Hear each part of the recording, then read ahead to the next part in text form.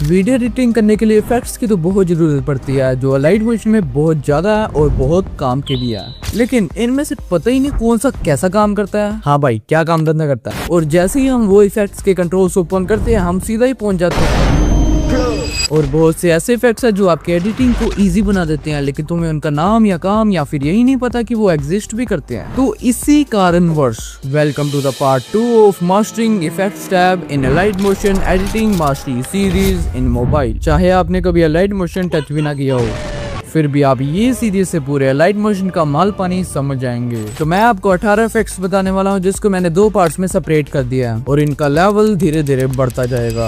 और अगर तो तुम वो जिसको कंट्रोल्स में कुछ भी छेड़छाड़ करो कुछ असर ही नहीं होता इफेक्ट का, तो आराम से बैठ जाओ क्योंकि मैं तुम्हें सभी कंट्रोल समझा दूंगा। एंड शायद से आपके लाइट मोशन में कुछ इफेक्ट्स नहीं होंगे तो मेरे टेलीग्राम चैनल से या फिर डिस्कॉर्ड से लाइट मोशन का बेटर वर्जन जरूर से डाउनलोड कर लेना। एंड वहाँ पे और भी काफी यूजफुल चीजें मिलेंगी। तो अगर तुम वही लाइट मोशन को ओपन करोगे ना तो तुम्हें एक लेयर का ऑप्शन मिलेगा। अगर तुम उसको सिलेक्ट करते हो तो तुम्हें इफेक्ट्स वाला टैब मिल जाएगा जिसमें हम आज कूद ही मारेंगे।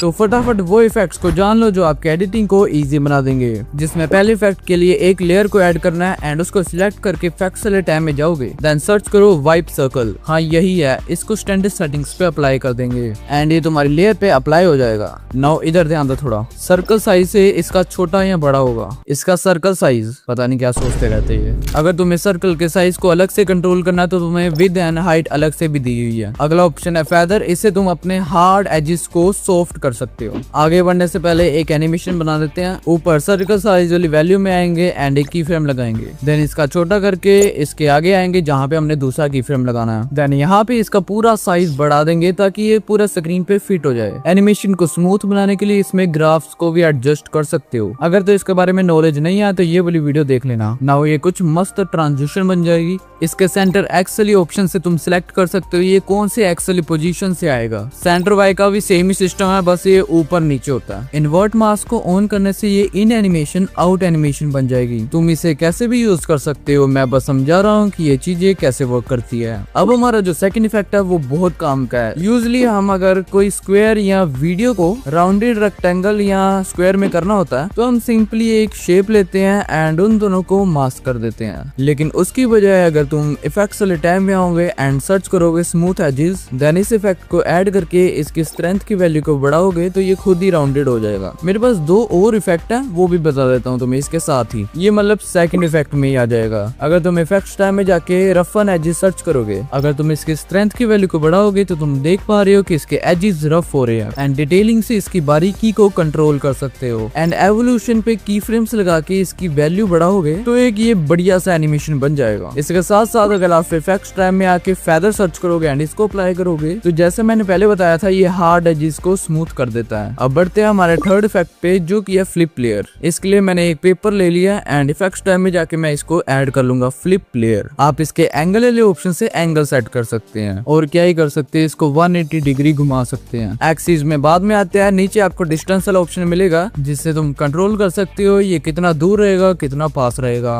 अगर आप इसके सॉलिड वाले ऑप्शन को ऑन करते हो तो तुम्हें अपनी पीएनजी के बाहर एक लेयर मिल जाती है जिसको वो कलर कर देता है। तो ये ऐसा है कि मतलब एक लेयर होती है जिसके अंदर आपके पीएनजी प्लेस होती है, मतलब आगे समय लगेगी। क्रॉप से तुम कंट्रोल कर सकते हो ये लेयर में पीएनजी का क्या साइज रहेगा।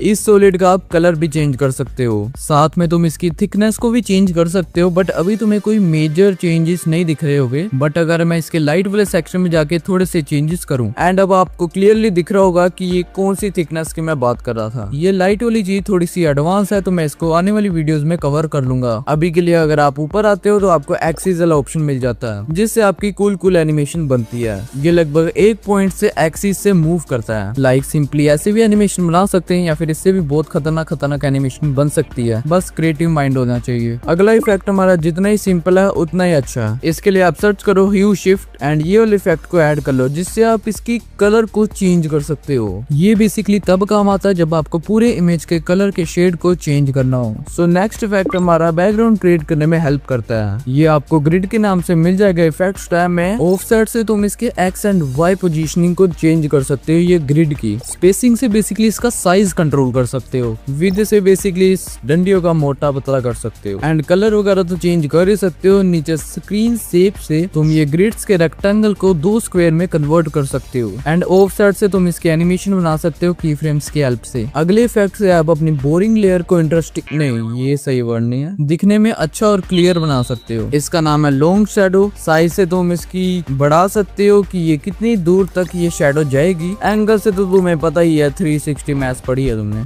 पढ़ी है ना। अल्फा तुम्हें मैं अभी समझा देता हूँ। ये ओपेसिटी जैसा रोल प्ले करती है इफेक्ट्स टैब में। बाकी ये इफेक्ट टेक्स्ट पे भी बहुत अच्छा लगता है। तो हमारा नेक्स्ट इफेक्ट है वो तुम्हें बैकग्राउंड बनाने में बहुत हेल्प करेगा। ये इफेक्ट टैब में आपको ग्रेडियंट फ्लो के नाम से मिल जाएगा। इसके कंट्रोल्स के एफएक्स सेटिंग्स में आओगे तो आप इसके कलर्स को चेंज कर सकते हो। लाइक इसमें 4 कलर्स होते हैं तो चारों को अपने हिसाब से चेंज कर सकते हो। आल्सो ये इफेक्ट में ऑटो प्रोग्रेस का भी ऑप्शन है, जिससे आपने जो भी कलर्स डाले हैं वो ऑटोमेटिकली एक मोशन बैकग्राउंड में कन्वर्ट हो जाते हैं। तुम इसके स्पीड ऑटो प्रोग से इसकी स्पीड को भी एडजस्ट कर सकते हो, जो कि ऑटो प्रोग्रेस ऑन करने पे ही होती है। वैसे तुम इसको हर इफेक्ट में देखते होगे कि इसका काम क्या, इसका ये काम है। आल्सो ऑटो प्रोग्रेस को ऑफ करोगे तो प्रोग्रेस में की फ्रेम्स लगा के भी इसको एनिमेट कर सकते हो। ना अगर तुम इसके एडवांस सेटिंग्स में आते हो तो तुम्हें इसमें एक स्केल का ऑप्शन मिल जाता है, जिससे तुम इसका साइज बढ़ा सकते हो और देख सकते हो पूरा व्यू कि ये इफेक्ट कितना बड़ा है। एंड बस आप मोशन बैकग्राउंड के तौर पे बस वो छोटी सी चीज देख रहे होते हो। रोटेट से तुम रोटेट कर सकते हो। ऑफसेट तो तुम्हें पता ही होगा, पता है ना,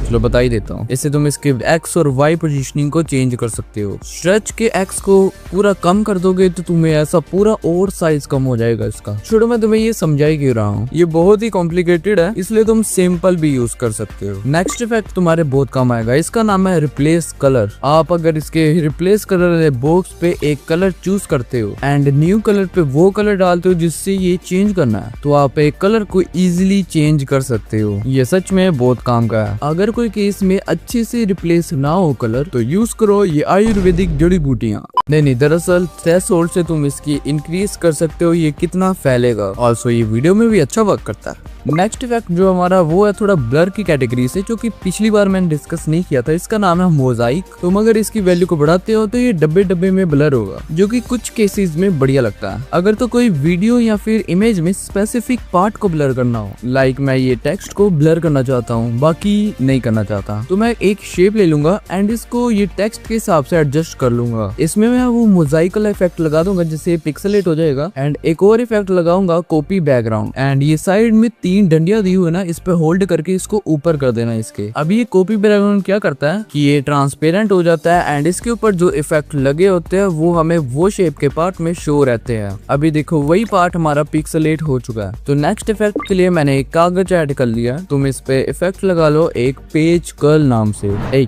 मस्ती नहीं, इधर थोड़ा ध्यान दो। प्रोग्रेस की वैल्यू को बढ़ाओगे तो ये पेज गायब हो जाएगा, कम करोगे तो वापस आ जाएगा। रेडियस, इसमें ये जो छोटा सा कर्ल दिख रहा है ना ये साइड में, ये डिसाइड करता है कि ये पूरा फ्लैट होगा या फिर पूरा ही कर्ल हो जाएगा। अल्फा से इसके कर्ल के बैक में एक शेडो आ रही है, उसको कंट्रोल कर सकते हो कि कितनी ओपेसिटी रहेगी। ब्लर से वो शेडो के ब्लरनेस को कंट्रोल कर सकते हो। बात रही बैक ऑफ लेयर की, इसमें तुम इसके ये जो पेज के पीछे का है ना, इसका कलर सेट कर सकते हो एंड ओपेसिटी वगैरह एडजस्ट कर सकते हो। अगर बात करें शाइन की तो इसका थोड़ा सा कलर चेंज करता हूँ फिर दिखाता हूँ। ये जो यहाँ पे शाइन सी थिंग आ रही है ना, इसको आप चेंज कर सकते हैं, इसकी ओपेसिटी, कलर वगैरह एंड स्पेकुलैरिटी, जिससे ये शाइन जितना पतला होगा या फिर जितना फैलेगा वो सेट कर सकते हो। ड्रॉप शेडो के लिए दोबारा कलर चेंज करता हूँ। हाँ तो अब दिख रहा होगा ये जो पीछे बैकग्राउंड में शेडो है ना, इसका भी कलर चेंज कर सकते हो एंड ओपेसिटी वगैरह। अभी जो अपना ये फ्रंट शेडो है, इसकी ब्लेंडिंग मोड स्क्रीन पर सेट रहती है, तो मैं इसको नॉर्मल पे करता हूँ। तो तुम देख पा रहे हो कि फ्रंट शेडो क्या है। ये पेज के आगे वाला हिस्सा है जो कि पेज कर्ल के पीछे है। समझ रहे हो ना? मैंने तो ये सभी समझा दिया। अभी थोड़ी काम की बातें कर लेते हैं। पहले तो इसको रीसेट कर लेता हूँ। मान लो कि इसमें मैंने प्रोग्रेस में एक एनिमेशन बना ली, एक लास्ट में जाके कि पेज पूरा आ जाए इतनी वैल्यू कर ली एंड फर्स्ट पे जाके इसको पूरा गायब कर दिया। एंगल से डिसाइड कर सकते हैं कि कौन से डिग्री के एंगल से ये पेज कर्ल होके आएगा। लाइक 90 डिग्री के एंगल पे कुछ ऐसे रहेगा और 270 पे कुछ ऐसे रहेगा। ऐसे जैसे मर्जी एंगल पे तुम कर सकते हो। बाकी मैंने तुम्हें सब समझा दिया, अब अपने हिसाब से जो मर्जी बनाओ। अभी बात ये है, तुमने यहाँ तक वीडियो देखी है एंड मैं तुम्हें बोनस इफेक्ट ना दूं, ऐसा हो सकता है क्या?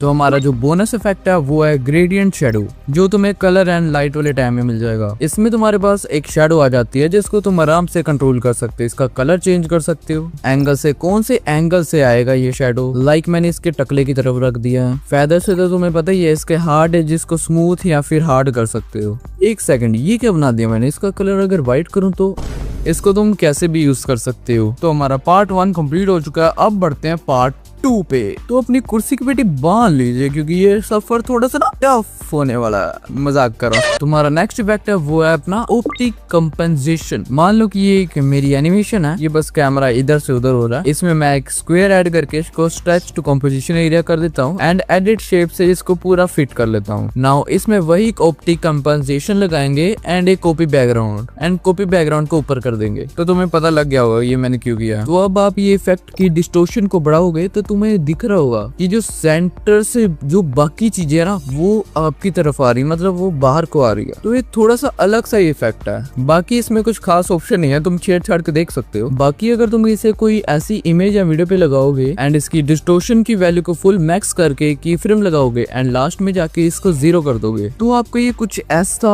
इफेक्ट बन जाएगा। मस्त लग रहा है ना। नेक्स्ट इफेक्ट कुछ ज्यादा काम तो नहीं आता क्योंकि सिर्फ ड्रॉइंग टूल पे ही काम करता है, बट कुछ केसेस में ना ये अप्लाई हो सकता है, तो मुझे इसलिए तुम्हें बताना था। मान लो कि ऐसी कोई मैंने ड्राइंग से ऐसे ड्राइंग बना ली एंड इसमें लगा दिया स्ट्रोक टेपर एंड स्टार्ट की वैल्यू को बढ़ाओगे तो ये जहाँ से तुमने ड्राइंग स्टार्ट की थी वो बारीक होता जाएगा एंड एंड का भी सेम है, बस ये लास्ट में जो तुमने छोड़ा था वहां से बारीक होगा। आल्सो तुम इसको कैसी भी ड्राइंग पे अप्लाई कर सकते हो, चाहे वो कोई एरो हो या फिर कुछ भी हो। अभी ये जो अगले 2 इफेक्ट है ये बहुत काम आएंगे तुम्हारे, तुम हर बार यूज करोगे। ओसिलेट एंड स्विंग, इसका कॉम्बिनेशन बेस्ट है, इसलिए दोनों इफेक्ट को मैं एक ही बारी में समझा रहा हूँ। अभी मान लो मैंने एक स्पाइडरमैन पे ओसिलेट वाला इफेक्ट लगा दिया, और हाँ ये दोनों इफेक्ट ऑटोमेटिक चलते हैं तो इसमें तुम्हें की फ्रेम्स लगाने की भी जरूरत नहीं पड़ेगी। ओसिलेट बेसिकली यूज होता है शेक्स के लिए। अगर मैं इसके एंगल की वैल्यू को 90 पे रखूं तो ये ऊपर नीचे मूव होगा। अगर इसकी वैल्यू को और चेंज करो 135 करूं तो ये कुछ से स्लांट पोजीशन में मूव कर रहा है। 180 पे स्ट्रेट पोजीशन पे, तुम समझ के। अगला है फ्रीक्वेंसी, इसको तुम स्पीड भी कह सकते हो। अगर इसकी वैल्यू को बढ़ाओगे तो ये उतनी ही स्पीड से मूव होगा, अगर कम करोगे तो धीरे धीरे मूव होगा। You got the point. अभी के लिए इसको 0.50 पे रखते हैं। मैग्नीट्यूड, ये मान लो कि ये कितनी दूर तक जाएगा, अगर इसकी वैल्यू को बढ़ाते हो तो ये उतनी ही दूर जाएगा और फिर वापसी आएगा। ओसिलेट एक ऐसी चीज है जो कि ए पॉइंट से बी पॉइंट तक जाती है, फिर बी पॉइंट से ए आती है, ऐसे ही रिपीट होता है। इसकी मैग्नीट्यूड को कम कर देते हैं लाइक 40। अभी इसमें आपको 3 ऑप्शन मिलते हैं, एंगल, डेप्थ, ऑर्बिट। एंगल तो सिलेक्टेड है, डेप्थ का मतलब है कि आगे पीछे, ऑर्बिट का मतलब है कि एक पॉइंट है उसके इर्द गिर्द घूमना। इस इफेक्ट को अभी के लिए ऑफ कर देते हैं एंड ऐड करते हैं स्विंग इफेक्ट। इसको समझाने के लिए मैंने एक थम्स अप लिया एंड पहले तो इसका पिवट पॉइंट मैं इसके वो अंगूठे पे सेट कर देता हूँ। पिवट पॉइंट मतलब एक एंकर है जो कि ऑब्जेक्ट के रोटेट, स्केल, ट्रांसफॉर्म वही से होगा। अभी समझ जाओगे। लाइक ये देखो, पहले तो ये जो स्विंग एनिमेशन है ये यूज होती है क्लॉक एनिमेशन में, टिक